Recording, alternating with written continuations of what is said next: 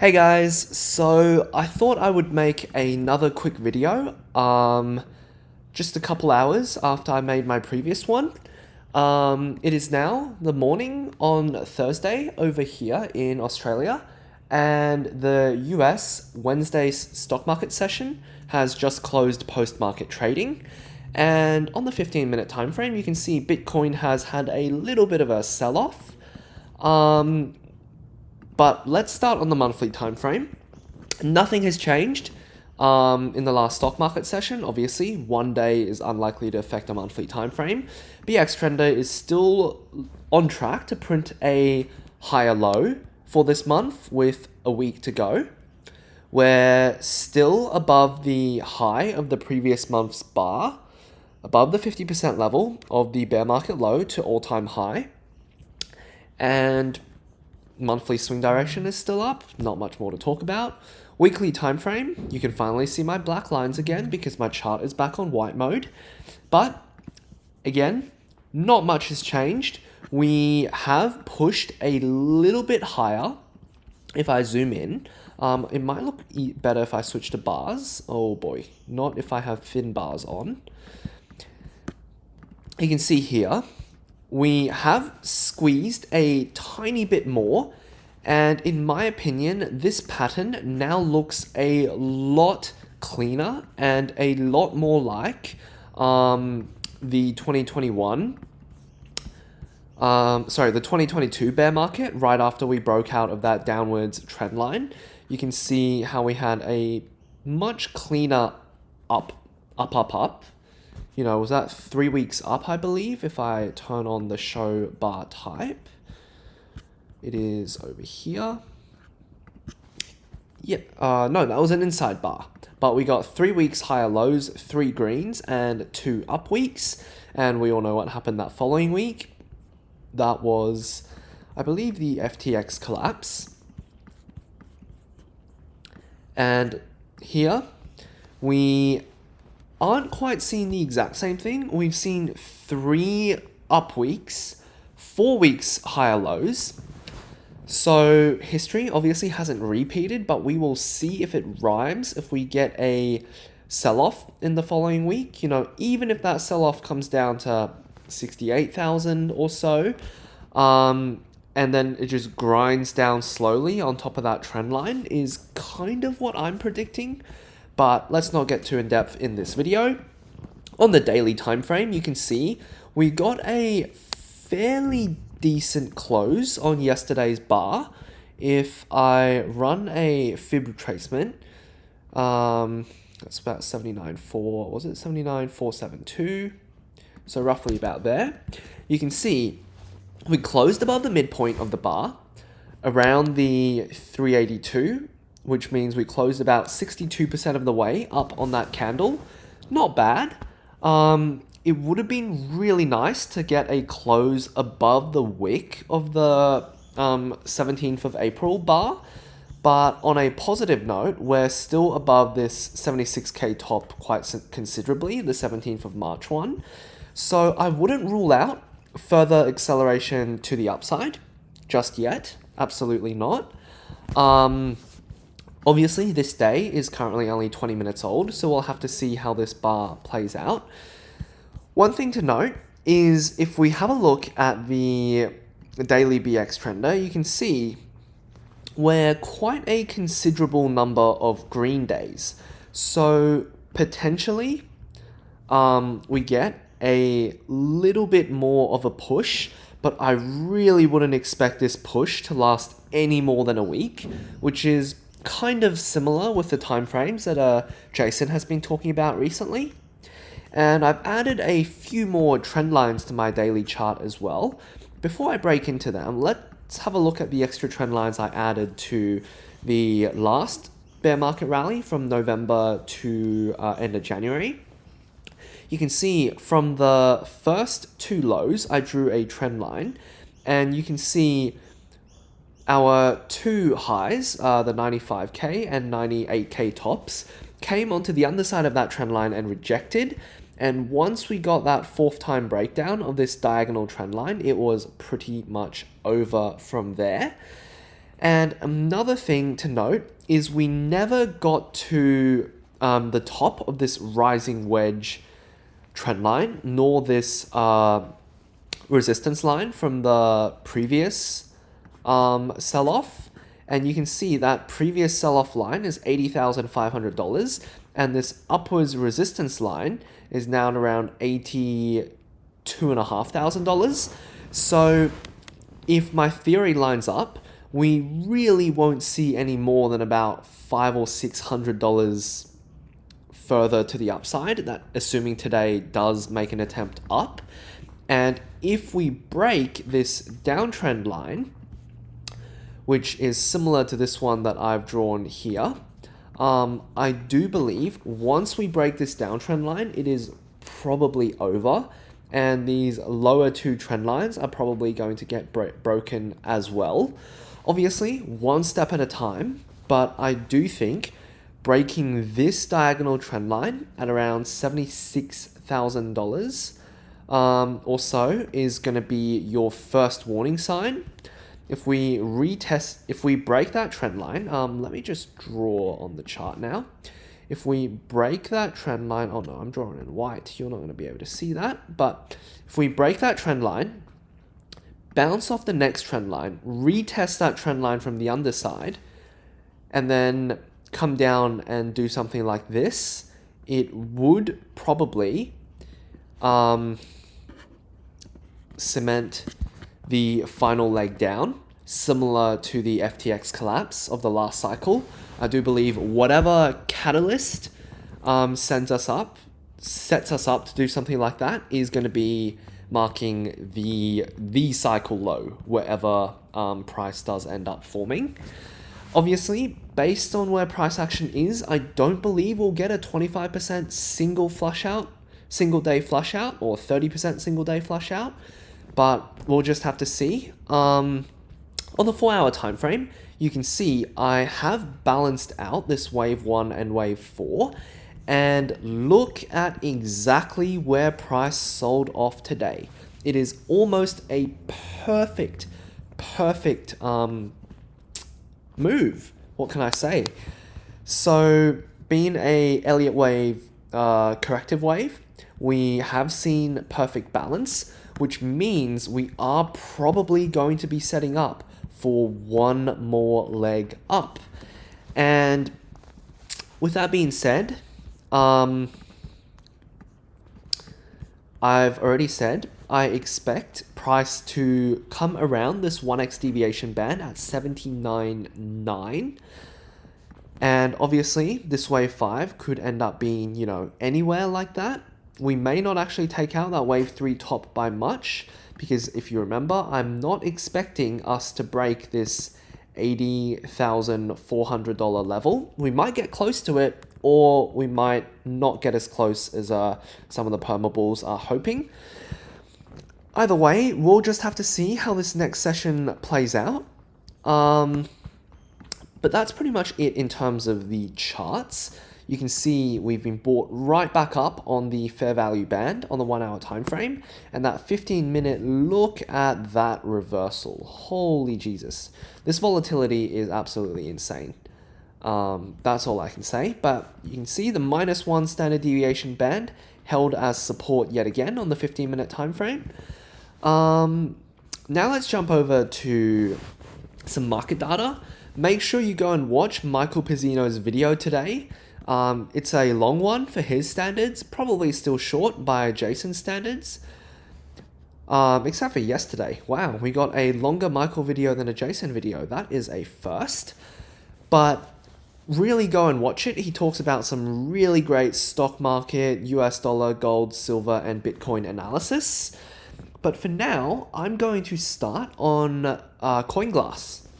You can see we've got this short max pain level at $79,830 on the 1 month time frame. And if you remember the all-time high, we came just short of that monthly max pain level for the short side after tapping it multiple times on the way up. That final time, we just were not able to tap it. And then price rolled over and hit the long max pain on the other side, which I think at the time was like 20% below the market. Everyone thought it was impossible. Well, it ended up happening. And you can just see we pretty much, I believe in the last few hours, the short max pain changed from like 73.7 to 77.3. And within like an hour or two of that changing, we tapped it. So if you do want to get in some 15-minute epic scalp trades, watch that monthly max pain time frame. When it changes to a level very close to the market, I think that tends to symbolize insider manipulation is incoming. But anyways, looking at this short max pain target, I think if this leg comes up, if this wave 5 of 5 that I am predicting comes just shy of 79.8, so we've got this top at 79.6, let's say we hit, 79.7. So we validate my Elliott wave count, but we fail to hit the short max pain. I do think that will probably mark a very significant top. So if the 4-hour 1 bar changes swing directions just underneath 80k, I would be considering loading up shorts and closing out a lot of my long hedge. Let's take a quick look at the liquidation map. You can clearly see it looks like it has balanced out a bit. So that kind of makes me think we'll get a little bit more of a squeeze in the next few hours, our wave 5 of 5, because I think yesterday we had so much more longs than shorts. Like I think this short pile was down here, like the 400 million liquidations, because everyone was longing. And now it seems people have balanced out a little bit. Obviously, if you look at the higher term timeframes, we do still have a lot more longs than shorts. So I do believe the next major leg is still going to be down. Now, one more thing to look at is the funding rate. Like, what is this? Like, Bybit was sitting at like minus 0.0101 for the last few hours. Like, these are literally capitulation funding rates. Like, we saw funding rates like that down through here when Bitcoin was like melting, or, I think through this period, everyone was still trying to buy the dip. But through here, and the other times when we saw like minus 0.101 funding rates was like through here in February, March of 2025, or when we saw, the tariff trade in 2024. Sorry, that was the Japanese yen.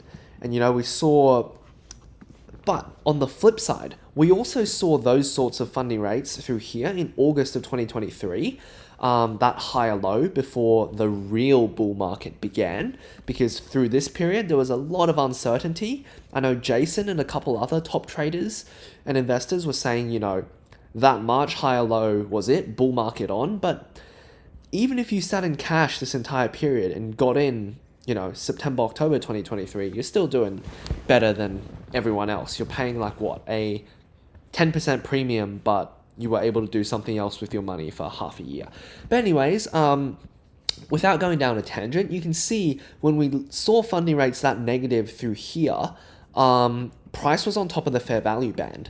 So if we do get something similar happen, so let's say in October or September 2026, price pushes up to, above the fair value band, maybe 80, 90K, comes back down and forms a higher low, but funding rates are like minus 0.101, everyone's shorting, bearish sentiment on X. That could very well be the macro higher low, which sets us up for the next cycle. Anyways, apologies for that tangent. Let's have a look at MDX Algo. I'm going to launch the platform. Hopefully it doesn't take too long and my internet cooperates. There we go. You can see, look at that. Everyone is apparently still short. So even though the CoinGlass liquidation map has balanced itself out a little bit, it appears a lot of people are still shorting the market. And if I jump over to top trader long short ratio, sorry, wrong page there. I believe it's going to be Binance long short ratio. Still not the right account. Where is it? Is it the long short, just long short ratio? Oh, the simple one. You can see everyone who comes to CoinGlass and votes, it appears most people are now bullish. But again, I say take this with a grain of salt because your average retail investor is probably not even looking at CoinGlass. So for now, I am very bullish because I do believe we've got one more leg up on this chart right here. And you can just see here, almost everyone is extremely bearish. Like, look at those numbers. Whilst Smart Money is still bullish. On OKX, Smart Money is probably not as smart as Smart Money on Bybit and Binance. But you can see Bybit whales are now shifting bullish as retail and normal whales are going bearish. So that makes me think that maybe, just maybe, we might end up having a, history doesn't have to repeat, but it rhymes scenario where we end up coming all the way into this fair value band at like $85,000, and we see something like what happened in March of 2022, where the weak rally ends up coming first in this cycle, and the stronger rally comes second, if that makes sense, because this January rally was kind of pitiful, whilst this one might actually end up being the strong rally. Anyways, just a few theories. So maybe this week we squeeze to 85k or like even 90k. Who knows? But unless we break that 98k top, I would say lower prices are still likely to be incoming, but market structure has not changed. The only thing that would change is this Elliott wave count here. If we push above $80,300, it may not end up being a 1, 2, 3, 4, 5 anymore. But we will review that when the time comes. One other thing I noticed with sentiment now moving back into fear, pretty close to neutral, is if we imagine a bit of a trend line from the 2021 cycle, the all-time high, if we imagine like a bit of a trend line, you can see we've got this diagonal downtrend line, and fear and greed broke out in, you guessed it, January 2023. And we made that higher low on top of the trend line, if you can sort of eyeball it, in, you guessed it, March 2023. So maybe, just maybe, we're setting up something very similar to that. If we take the October high, we got these 3 touch points on the trend line, which if we go 1, 2, 3, and that 4th little touch point is probably going to mark almost to the day the cycle low. So that means we'll probably still see one more sell-off into fear/extreme fear before coming up to touch that trend line one more time, consolidating at a higher low, and then breaking out, which really lines up with what I'm saying here. We'll still see one more sell-off before the bull market begins. On the FOMO Finder, you can see we are still in panic, and these funding rates are insane. Just insane. Whoop, it updated. Yep, it's still pretty ugly. But one thing to note is if I show you what's happening now with the amount of panic in this rally, like look at this. We've seen more days in panic than balanced. Everyone is shorting. If I go back to 2022 and I zoom in on the entire bear market, you can see when we saw that many consecutive days of panic, it typically led to higher prices before a capitulation. Like we saw that sort of panic around 30k price moved up to, I think, was it 31, 32K, and then sold off. So I do believe we could tap into the low to mid $80,000 range now, even if it invalidates a lot of my Elliott wave counts, etc. Just based off of the fact that everyone is still shorting. And if we look again at the end of the last cycle, the base was formed when we saw panic and capitulation, but price went basically nowhere. So I do believe if we see something like that for this cycle, that will probably mark the low. So say, if something happens, yada, price chops between, let's say, 50 and 60K for 2 or 3 months, and we see negative funding rates, we see, panic capitulation on the FOMO finder, but price doesn't go any lower, I would be absolutely loading my spot bags. Looking at the daily exchange volume, you can see this is why I'm not optimistic for much higher prices, because we're still making lower highs compared to our February and our what was this, the March top?